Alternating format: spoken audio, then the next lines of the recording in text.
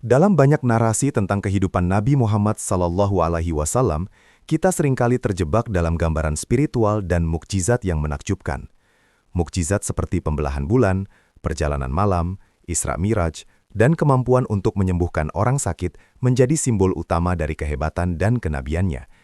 Namun bagaimana jika kita mempertanyakan bahwa keberhasilan beliau juga dapat dianalisis melalui perspektif hukum sebab akibat, sunatullah.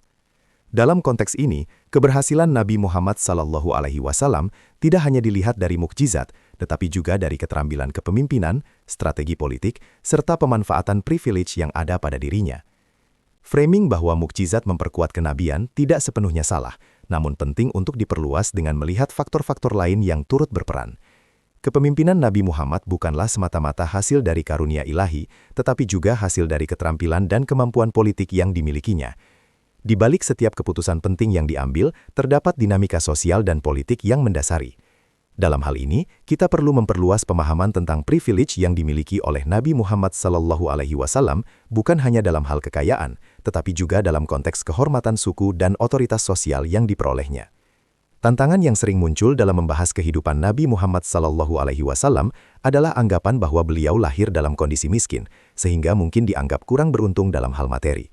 Namun jika kita melihat lebih jauh, kita akan menemukan bahwa Nabi Muhammad lahir dalam keluarga Bani Hashim, salah satu suku yang terhormat di Mekah.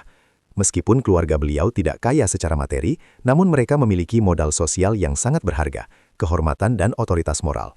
Bani Hashim adalah penjaga Ka'bah, tempat yang dianggap sangat sakral oleh masyarakat Arab pada waktu itu.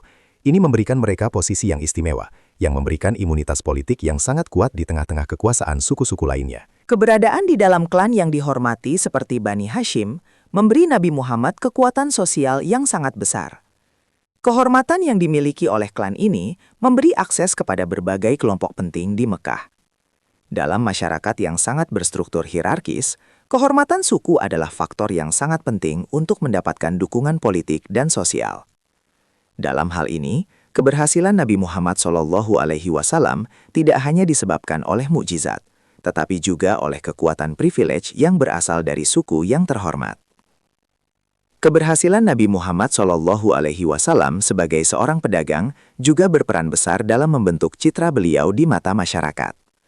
Sebelum menerima wahyu, Nabi Muhammad dikenal dengan sebutan Al-Amin, yang dapat dipercaya. Kejujuran beliau dalam berdagang adalah faktor yang membangun personal branding yang kuat. Di tengah pasar yang sangat kompetitif, memiliki reputasi yang solid sebagai pedagang yang jujur adalah sebuah keunggulan yang langka. Kepercayaan yang diperoleh sebagai seorang pedagang jujur membuka pintu bagi hubungan yang lebih dalam dengan orang lain. Salah satunya adalah dengan Khadijah, seorang wanita kaya yang akhirnya menjadi istri beliau. Kepercayaan yang diberikan oleh Khadijah membuka akses kepada modal yang sangat penting dalam perkembangan dakwah beliau. Selain itu, kepercayaan yang telah dibangun juga membuka peluang bagi jaringan yang lebih luas, yang sangat dibutuhkan untuk memperluas penyebaran Islam. Branding yang kuat ini juga memberikan landasan untuk strategi-strategi berikutnya dalam dakwah Nabi Muhammad. Keberhasilan dalam membangun kepercayaan bukan hanya soal hubungan pribadi, tetapi juga soal membangun sebuah citra yang mampu mempengaruhi masyarakat secara luas. Hal ini menunjukkan bahwa dalam kepemimpinan Nabi Muhammad SAW tidak hanya faktor spiritual, tetapi juga faktor ekonomi dan branding yang berperan penting. Keputusan-keputusan strategis Nabi Muhammad SAW dalam hal diplomasi juga menunjukkan kecerdasan politik yang luar biasa.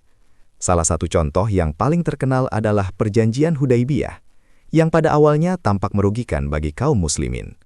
Dalam perjanjian ini, Nabi Muhammad SAW menerima beberapa ketentuan yang tampaknya tidak menguntungkan, seperti penghentian sementara pertempuran dan pengakuan oleh Mekah atas kekuasaan mereka. Namun, dari sudut pandang strategi jangka panjang, perjanjian ini membuka peluang bagi penyebaran Islam yang lebih luas. Perjanjian Hudaibiyah memberikan periode damai yang sangat penting bagi kaum muslimin untuk konsolidasi kekuatan. Selama periode ini, mereka dapat memperluas pengaruh mereka tanpa harus terlibat dalam konflik langsung. Bahkan, perjanjian ini akhirnya memungkinkan banyak orang di Mekah dan sekitarnya untuk memeluk Islam tanpa tekanan militer. Dalam hal ini, perjanjian ini bukan hanya sebuah diplomasi biasa, tetapi juga sebuah masterclass dalam membangun kekuatan melalui negosiasi dan pemahaman jangka panjang.